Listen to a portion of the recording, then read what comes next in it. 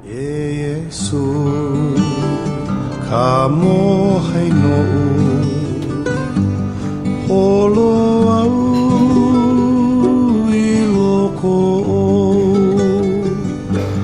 ka he mai ko mau me ka wai mai ko au hao oi ano ka puna vai ka hia e mai ai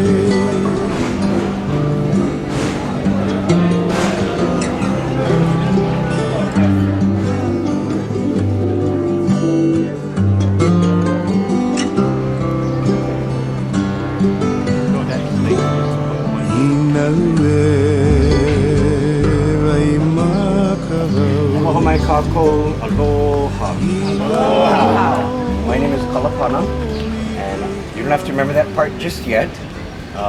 That is my true first name that I'm born with, and I want to express my mahalo to you, my gratitude. Thank you for sharing this time and space with me today, so that I can tell you about my culture and my people. I am a kanako oiwi, or I guess in more general terms you could say a native Hawaiian. And what that means is not that I was born here or that my family's been here for a couple generations. My ancestors are the first humans that lived here. The Polynesians that came to be known as the Hawaiians. In Hawaii, there are still lots of us around, but in contrast to the general population that's here in Hawaii, it's actually a minority. Hawaiians are a minority in Hawaii. So most people come to the Hawaiian Islands and they're drawn to its history, its language, its music, its culture, and often get a very minimal and inaccurate dose of it. So it is my hopes that in the time we share together today, that I make you say, that's cool, I didn't know that. Yeah, for people that have been here before, or people that are new to Hawaii, often visitors are perplexed with the way we name our streets and our towns and our people. But you know, our ancestors, much like your ancestors, wherever they come from in the world, have named the place. Tell you a little bit about that place.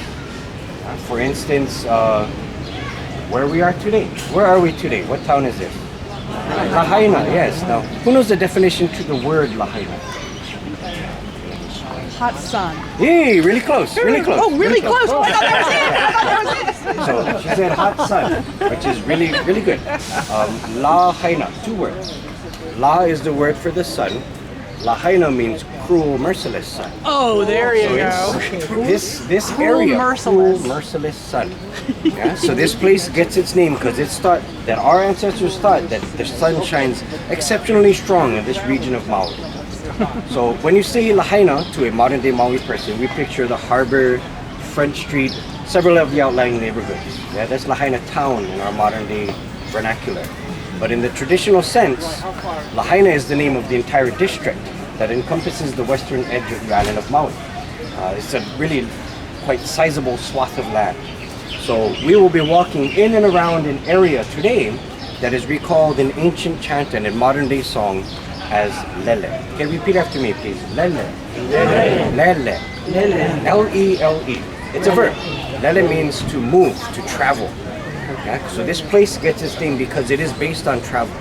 And that very same entrance where the tender brought you and dropped you off is the very same entrance where the first human beings came through the reef and landed and resided here.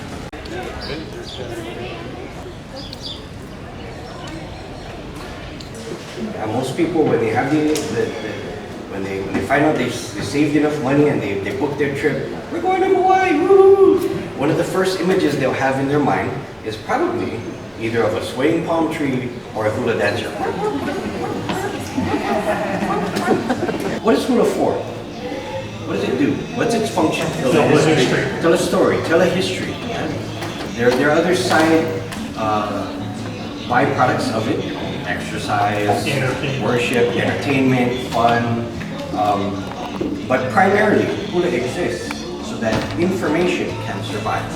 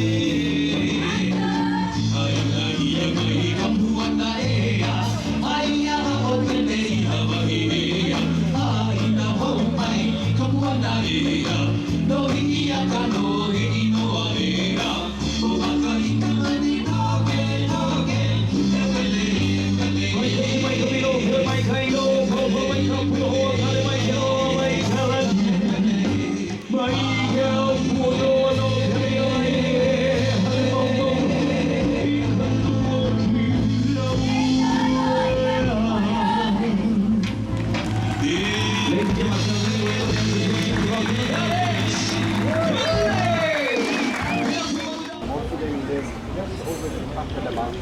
And so that we call this area, you'll often hear them saying, then they come to have a very light and gentle ocean breeze. Can you feel that?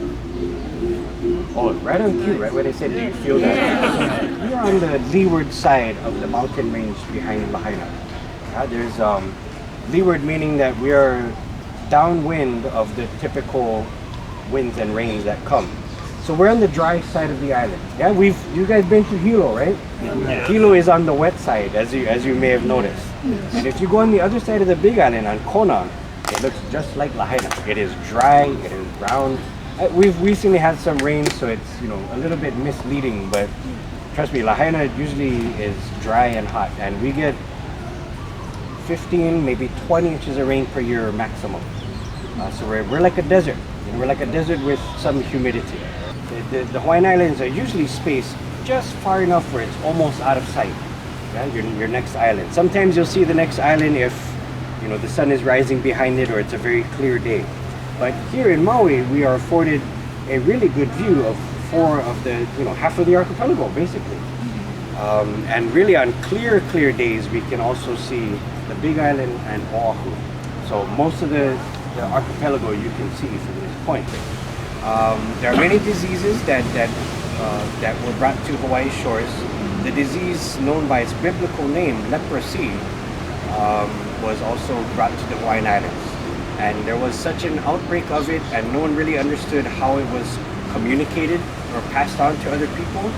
So King Kamehameha V decided on making a quarantine station on the northern side of the island of Molokai, where there are steep cliffs and there's a peninsula.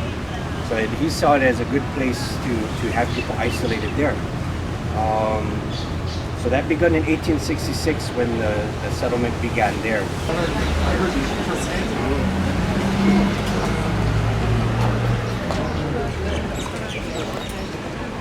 Actually, you can bring stuff on the ship. You can't get it off. The thing about Hansen's disease is that the final cure was discovered by a woman named Alice Ball. And Alice Ball went to the University of Hawaii. Oh, good. She, I think it was around 1940 or the late 30s. And Alice Ball is the first woman to graduate with a doctorate degree from the University of Hawaii.